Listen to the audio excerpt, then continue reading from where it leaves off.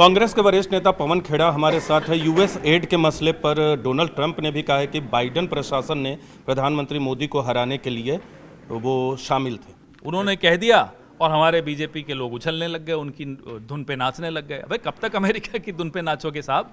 ये एक खोजी पत्रकारिता आपके सामने है। बांग्लादेश में ये पैसा गया था। चलिए हम 1 मिनट के लिए ट्रंप की बात को मान लेते हैं कि भारत में आया था। सरकार किसकी है? क्यों आने दिया? अब जब सच सामने आ गया कि बांग्लादेश में गया था, तब हम फिर पूछते हैं कि इंदिरा जी ने तो अमेरिका का हस्तक्षेप बिल्कुल बर्दाश्त नहीं किया बांग्लादेश में 1971 में। ये क्या सो रहे थे? बांग्लादेश में लोकतंत्र को अस्थिर करने के लिए अमेरिका पैसा भेज रहा है, ये सो रहे थे या जानबूझकर इन्होंने आने दिया? तब भी सवाल ये उठता है कि किस तरह का ये प्रधानमंत्री है जो अपने ही पड़ोस को अस्थिर अमेरिका द्वारा होते हुए देखकर भी आंख बंद कर लेता है। लेकिन जिस रिपोर्ट का आप हवाले दे रहे हो, उस रिपोर्ट पे भारतीय जनता पार्टी ये कह रही है कि ये गलत संदर्भ में दिया गया और 2012 में जो करार हुआ था आईईएफएस के साथ, उसका जो श्वेत पत्र है दलितों पे, उसकी भाषा और राहुल गांधी की भाषा मिलती है। दलितों की बात करना तो हमारे अपने देश में दलितों की बात हम नहीं करेंगे तो कौन करेगा?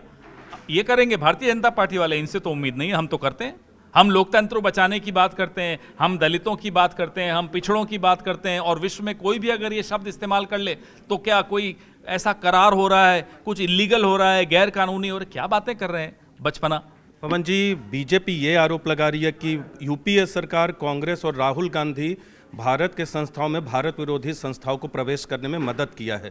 लेकिन आप लोग की मांग क्या है इस पूरे मामले में? हम कह रहे हैं निकालिए ना श्वेत पत्र, हम अब बताएंगे आपको। हमने तो आपको उदाहरण दिए कैसे संघ अमेरिका से पैसे लेता था नेहरू जी के खिलाफ षड्यंत्र रचने के लिए, इंदिरा जी के खिलाफ षड्यंत्र रचने के लिए, डॉक्टर मनमोहन सिंह की सरकार के खिलाफ षड्यंत्र रचने के लिए।